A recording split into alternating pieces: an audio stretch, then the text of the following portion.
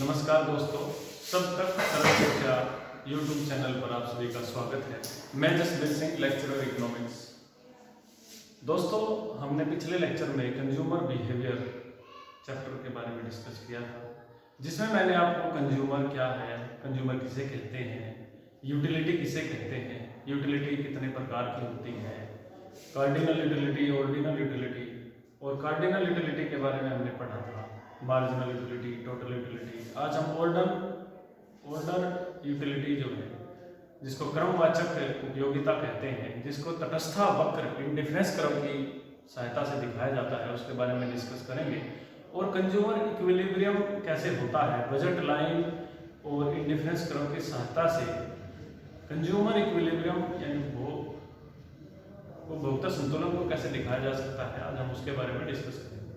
तो मैं पहले आपको बताता हूँ इंडिफरेंस कर्व क्या होता है, उसकी विशेषताएं क्या होती है, और फिर हम इंडिफरेंस कर्व और बजट रेखा की सहायता से कंज्यूमर इक्विलिब्रियम उपभोक्ता संतुलन के बारे में पढ़ेंगे। तो आइए ध्यान देते हैं इंडिफरेंस कर्व किसे कहते हैं। इंडिफरेंस कर्व को दोस्तों हिंदी में तटस्थ वक्र,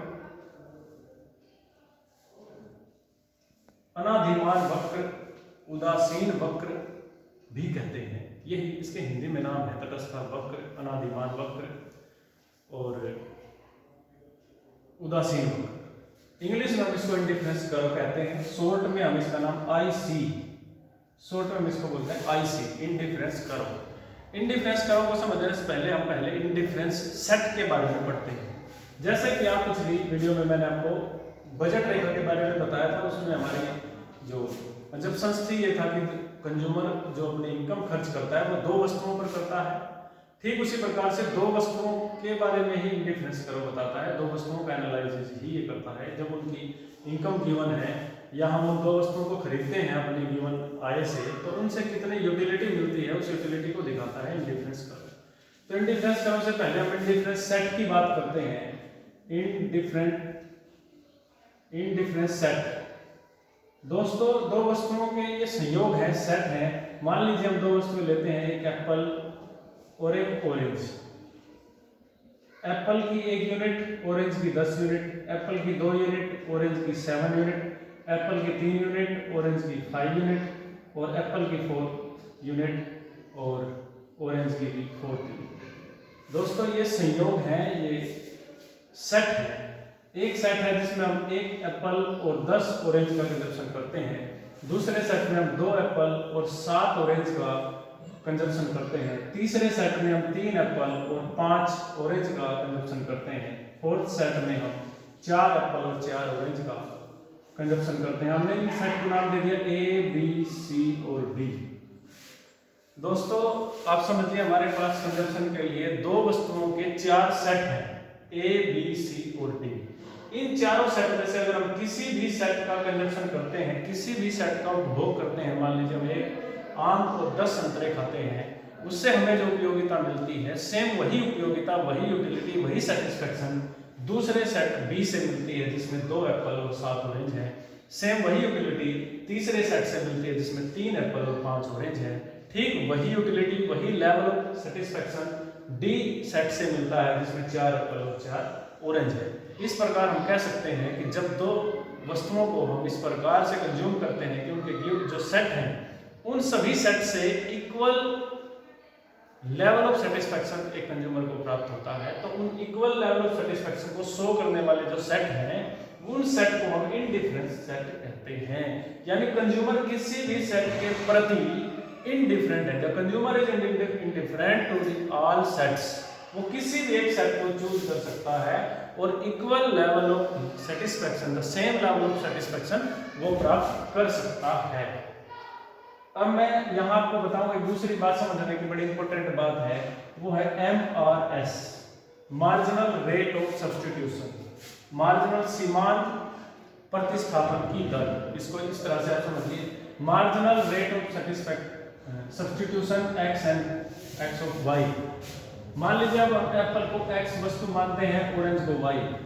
आप इसको इस प्रकार समझिए, एप्पल की 1 यूनिट एक्स्ट्रा एडिशनल यूनिट का कंजप्शन करना चाहते हैं तो हम ऑरेंज की 3 यूनिट छोड़ते हैं। नेक्स्ट टाइम जब हम 1 यूनिट और एप्पल की बढ़ाते हैं तो अब की बार हम 2 यूनिट छोड़ते हैं ऑरेंज की। एक सेब के बदले में हमने संतरे की पहले 3 यूनिट छोड़ी, उसके बदले में 2 यूनिट देने के लिए तैयार हैं, उसके बाद हम केवल 1 यूनिट त्यागने के लिए तैयार हैं। इसको हम कहते हैं marginal rate of substitution x और y, यानी x की एक एडिशनल यूनिट को कंज्यूम करने के लिए हम y कमोडिटी की कितनी यूनिट गिव अप करने के लिए तैयार होते हैं, उसको हम कहते हैं मार्जिनल रेट ऑफ सब्स्टिट्यूशन। ये हमेशा घटती है। आप शुरू में देखिए ये है 1:3, ये 1:2 और ये 1:1। ये गोइंग टू डिमिनिशिंग, लगातार घट रही है क्योंकि यहाँ पर घटती सीमांत उपयोगिता का नियम law of diminishing marginal utility apply होता है, जिसमें कहा गया है कि जैसे जैसे हम किसी वस्तु का कंजप्शन बढ़ाते हैं, as well as we increase the consumption of a same commodity, उससे मिलने वाली जो उपयोगिता है, जो सेटिस्फैक्शन है, वो लगातार घटती है, वो लगातार घटती है। वही नियम the law of diminishing marginal utility, घटती सीमांत उपयोगिता का नियम यहाँ लागू होता है। इसलिए इन डिफरेंस सेट के अंदर मार्जिनल रेट ऑफ सब्स्टिट्यूशन, सीमांत प्रतिस्थापन की दर x की y के लिए वो घटती है, डिमिनिशिंग होती है। अगर आप यहां तक समझ पाए हैं तो इसके बाद हम बात करेंगे इनडिफरेंस कर्व की। इनडिफरेंस कर्व जो है वो इनडिफरेंस सेट से ही बनता है। अगर हम इन सेट को ऐसे ले लेते हैं, x एक्सिस और ये y axis, origin x axis पर हम एप्पल ले लेते हैं और y एक्सिस पर हम ऑरेंज लेते हैं। इधर ये इसकी 4th यूनिट है तो हम इसको इक्वल पार्ट में मेजर करेंगे, 1 2 3 एंड 4, 1 2 3 एंड 4। इधर हमने 10, हम 10 लेंगे, 1 2 3 4 5 6 7 8 9 और फिर 10, 9 and 10, 1 2 3 4 5 6 7 8 9 और 10। हम पहले y एक्सिस पर हमने संतरों की मात्रा ली ऑरेंज की जो 10 है, और x एक्सिस पर हमने एप्पल ली। इस प्रकार हम कह सकते हैं कि x एक्सिस पर x कमोडिटी है, y एक्सिस पर y कमोडिटी है। हम पहले सेट की बात करेंगे जिसमें 1 एप्पल और 10 संतरे यानी ऑरेंज है, 1 एप्पल और 10 ऑरेंज। ये हमने एक बिंदु फाइंड आउट कर लिया। मैं आपको बता रहा हूँ कि इनडिफरेंस कर्व को कैसे बनाया जाता है, ध्यानपूर्वक आप समझेंगे। दूसरे सेट में सेब की 2 मात्रा है और ऑरेंज की 7, 2 के सामने 7 भी यहाँ पर है लगभग। और तीसरे सेट में 3 and 5, 3 and 5, और 4th सेट में 4 and 4, 4 इकाई सेब की और 4 ही इकाई जो है। अब आप इनके जो सेट हमें प्राप्त हुए A B C और D, these are the indifference set. ये है तटस्थ समूह, 2 वस्तुओं के 4 ऐसे समूह जो उपभोक्ता को समान उपयोगिता का स्तर दिखाते हैं, देते हैं, प्रोवाइड कराते हैं। अब इन चारों जो सेट बिंदु जो हमने एक रेखा चित्र पर निकाले हैं, इनको मिलाएंगे फ्री हैंड से, कर्व के रूप में एक तरह से जनरेट होगा इनडिफरेंस कर्व। दोस्तों इसको कहते हैं इनडिफरेंस कर्व।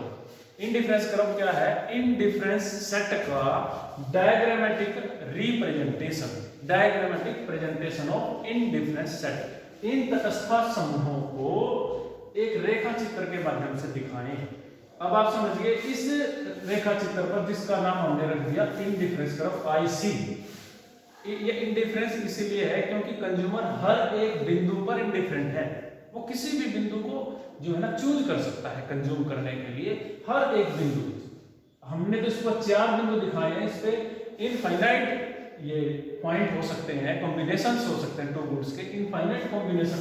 जितने भी कॉम्बिनेशन हैं ये सारे कॉम्बिनेशन 2 वस्तुओं के हैं, सेब और संतरा 2 वस्तुएं हैं। दोनों वस्तुओं के जितने भी कॉम्बिनेशन हो सकते हैं वो सारे इस कर्व पर सेम लेवल ऑफ सेटिस्फैक्शन देते हैं कंज्यूमर को। तो ये इसका डेफिनेशन हुई, एक तरह से मीनिंग हुआ इनडिफरेंस कर्व। तो आप समझिए इनडिफरेंस कर्व क्या है। इनडिफरेंस कर्व जो है इनडिफरेंस सेट का डायग्रामेटिक प्रेजेंटेशन है जिसमें हर एक बिंदु उपभोक्ता को उपयोगिता का समान सत्र देता है, दिखाता है। इनडिफरेंस सेट के जो सभी कॉम्बिनेशंस हमने इस रेखा चित्र में दिखाए जो उपभोक्ता को समान संतुष्टि का सत्र दिखाते हैं, इसलिए इसको हम कहते हैं इनडिफरेंस कर्व। अब ये आपकी समझ में आ गया होगा। इसमें ये जो है ना, ये बिंदु,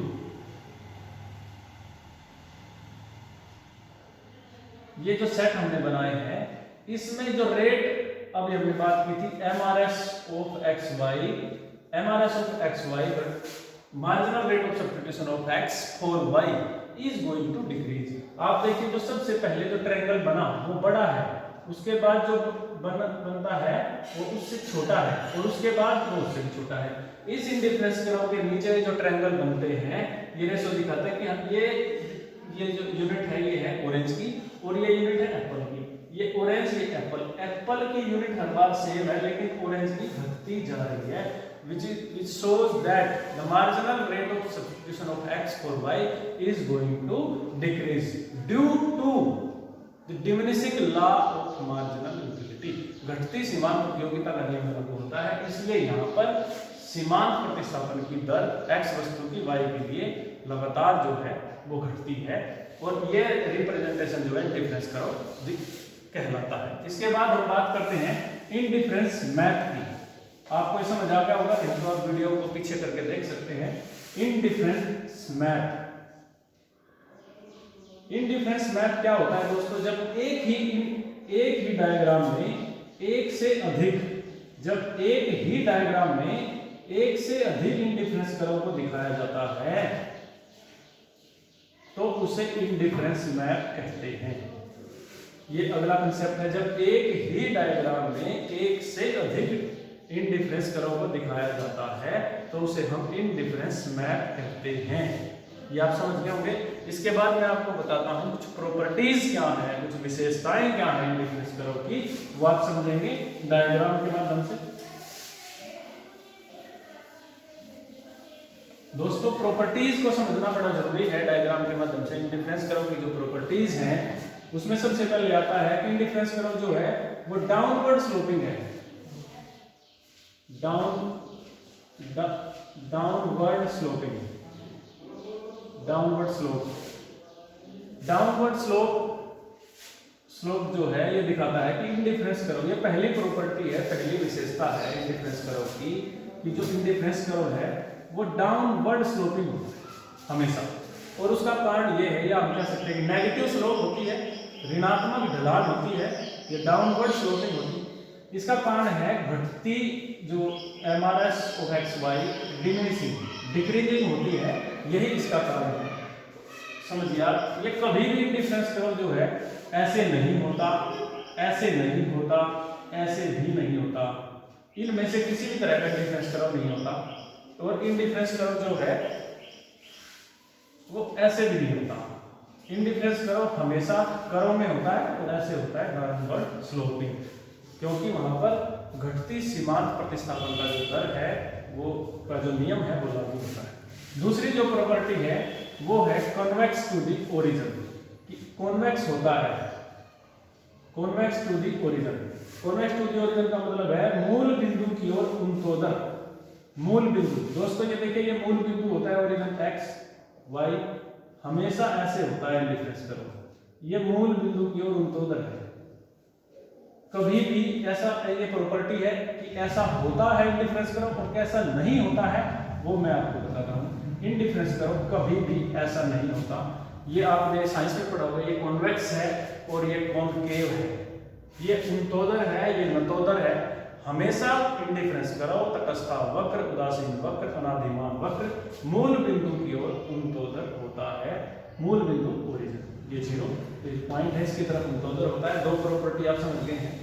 तीसरी प्रॉपर्टी है कि higher indifference curve shows the higher level of utility और हायर लेवल ऑफ सेटिस्फैक्शन। अगर इनडिफरेंस मैप बना हुआ है और उसमें हमने एक इनडिफरेंस कर्व दिखाया 1, एक इनडिफरेंस कर्व दिखाया 2, तो आप समझिए इस इनडिफरेंस कर्व में जो level of satisfaction indifference curve 2 पर है वो 1 से ज्यादा है। हमेशा ऊपर वाला इंडिफरेंस कर्व नीचे वाले से अधिक उपयोगिता का स्तर दिखाएगा। अगर मान लीजिए फॉर एग्जांपल इस पर 50 यूटिल है तो इस पर 50 से ज्यादा होगी, चाहे 51 हो, 60 हो, 100 होगी इससे ज्यादा। मान लीजिए इस पर 60 है, इस पर 70 है, ज्यादा ही होगी। Higher level of indifference curve shows the higher level of satisfaction और higher level of utility। अब जो फोर्थ इसकी प्रॉपर्टी है वो ये है कि दो indifference curve never touch each other, two or more indifference curve never touch each other और never intersect each other, कि आपस में कभी भी नहीं काटते इंडिफरेंस कर्व। क्योंकि अभी आपने जो तीसरी प्रॉपर्टी जो पढ़ी कि higher level of indifference curve shows the higher level of utility, कि ऊपर वाला तटस्थ वक्र नीचे वाले से अधिक यूटिलिटी देता है। अगर उसी प्रॉपर्टी को हम मानते हैं तो ये ऊपर वाला हुआ और ये नीचे वाला। अगर इस पर 50 है और इस पर 60 यूटिल है तो यहाँ 50 और 60 दोनों बराबर नहीं हो सकते और फिर 50-60 से ज्यादा नहीं हो सकता। इस तरह की बेसिक प्रॉपर्टी को हम समझ के कह सकते हैं कि दो indifference curve never touch each other, never intersect each other. उसके बाद जो अगली प्रॉपर्टी है वो है कि indifference curve never touch x axis, कि एक्स एक्सिस को कभी भी टच नहीं करता। ये एक्स है, ये ओ है। जैसा मैंने आपको डायग्राम में दिखाया, इंडिफरेंस कर्व कभी भी इस रेखा को टच नहीं करेगा, क्योंकि अगर इसने यहाँ टच कर दिया तो एक्स तो एक वस्तु हमारे पास है, वाई 0 हो जाएगी। वाई 0 होने से हमारे पास क्या होगा, एक वस्तु बचेगी एक्स, और एक होने इंडिफरेंस कर्व दो वस्तुओं की जो है मान्यताओं पर ही काम करता है, दो वस्तुओं की अवधारणा पर ही काम करता है, दो से कम पर भी नहीं और दो से ज्यादा पर भी नहीं। तो इस तरह से हो नहीं सकता, क्योंकि यहाँ पर एक ही कमोडिटी बच गई एक्स। और जो लास्ट प्रॉपर्टी है वो कि नेवर टच और इंटरसेक्ट वाई एक्सिस, ये इसको भी कभी टच नहीं करता, क्योंकि यहाँ पर जो है एक वस्तु रह जाती है वाई। अब यहाँ x 0 हो जाती है और y कुछ वस्तु है, कुछ मात्रा है, और x नहीं है, तो अब यहाँ पर एक वस्तु बची y, एक कमोडिटी। यहाँ पर भी इसकी प्रॉपर्टी लाइज नहीं करती तो कमोडिटी वाली, तो इसलिए ये इसकी प्रॉपर्टी है। दोबारा से मैं रिपीट करता हूँ कि जो है ये डाउनवर्ड स्लोपिंग होता है, कॉन्वेक्स टू द ओरिजिन होता है। Higher indifference curve shows the higher level of satisfaction, ऊंचा तटस्थ वक्र जो है अधिक उपयोगिता का स्तर दिखाता है। आपस में दो तटस्थ वक्र कभी इंटरसेक्ट नहीं करते, एक्स एक्सिस को इंटरसेक्ट नहीं करता, वाई एक्सिस को इंटरसेक्ट नहीं करता। तो दोस्तों इस लेक्चर में आपने समझा कि जो है इंडिफरेंस कर्व क्या होता है, इंडिफरेंस सेट क्या होते हैं, प्रतिस्थापन की सीमांत दर क्या होती है, marginal rate of substitution of X for Y, और इंडिफरेंस कर्व की प्रॉपर्टीज क्या होती है। अगले लेक्चर में हम डिस्कस करेंगे कंज्यूमर इक्विलिब्रियम की इंडिफरेंस कर्व और बजट की हेल्प से कंज्यूमर इक्विलिब्रियम कैसे दिखाया जाता है। धन्यवाद।